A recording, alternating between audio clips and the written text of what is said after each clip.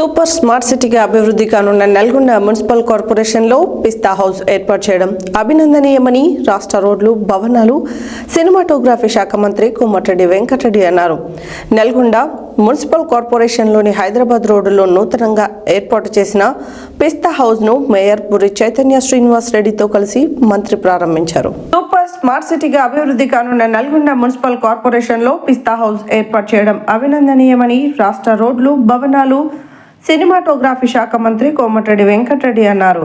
శనివారం నల్గొండ మున్సిపల్ కార్పొరేషన్లోని హైదరాబాద్ రోడ్డులో నూతనంగా ఏర్పాటు చేసిన పిస్తా హౌస్ను మేయర్ బుర్రి చైతన్య శ్రీనివాస్ రెడ్డితో కలిసి మంత్రి ప్రారంభించారు.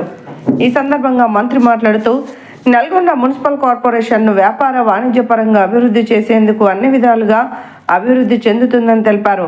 ప్రస్తుతం జరుగుతున్న పనులతో పాటు కోట్లాది రూపాయలతో మరిన్ని అభివృద్ధి పనులకు శ్రీకారం చుట్టామని వెల్లడించారు. నల్గొండను సూపర్ స్మార్ట్ సిటీగా అభివృద్ధి చేయడమే తన లక్ష్యమని మంత్రి స్పష్టం చేశారు. సూపర్ స్మార్ట్ సిటీతో పాటు గ్రీన్ సిటీగా చేస్తామన్నారు. హైదరాబాద్కు ధీటుగా నల్గొండ మున్సిపల్ కార్పొరేషన్ను అన్ని విధాలుగా అభివృద్ధి చేస్తామన్నారు. చెత్తరహిత సిటీగా అభివృద్ధి చేస్తామని చెప్పారు. అభివృద్ధిలో నల్గొండ మున్సిపల్ కార్పొరేషన్ను ఆదర్శంగా తీసుకునే విధంగా 2 సంవత్సరాల కాలంలోనే మోడల్ సిటీగా తీర్చిదిద్దుతామన్నారు. ప్రపంచవ్యాప్తంగా పేరొందిన పిస్తా హౌస్ బ్రాంచ్ను నల్గొండలో కూడా ఏర్పాటు చేయడం పట్ల ఈ సందర్భంగా నిర్వాహకులను అభినందించారు.